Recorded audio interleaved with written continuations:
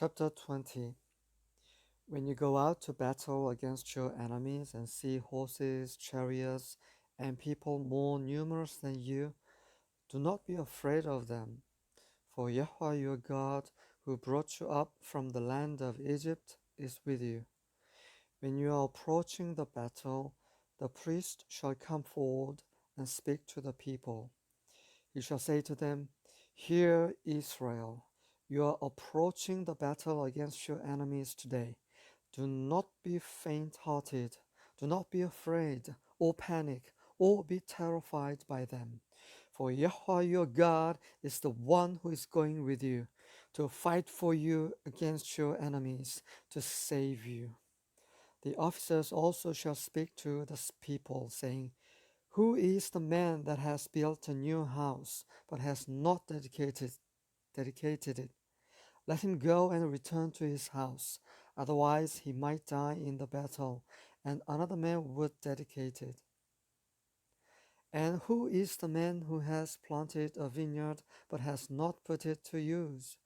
Let him go and return to his house, otherwise he might die in the battle, and another man would put it to use. And who is the man that is betrothed to a woman and has not married her?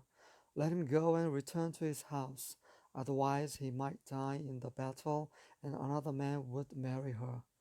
Then the officers shall speak further to the people and say, Who is the man that is afraid and faint hearted?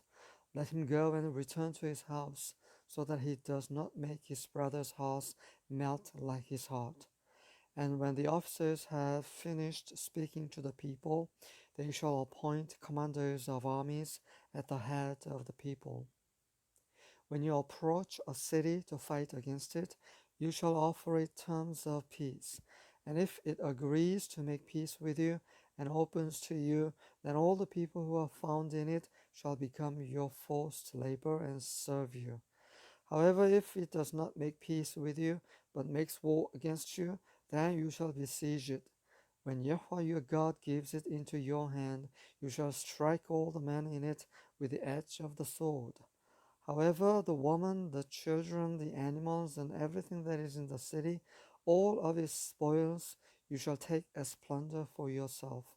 And you shall use the spoils of your enemies, which Yahweh your God has given you. This is what you shall do to all the cities that are very far from you, which are not of the cities of these nations nearby. Only in the cities of these peoples that Yahweh your God is giving you as an inheritance, you shall not leave anything that breathes alive.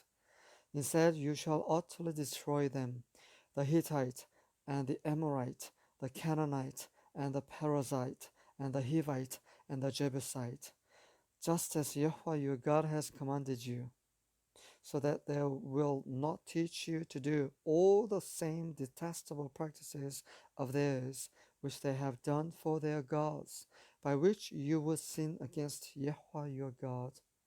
When you besiege a city for a long time to make war against it in order to capture it, you shall not destroy its trees by swinging an axe against them, for you may eat from them, so you shall not cut them down.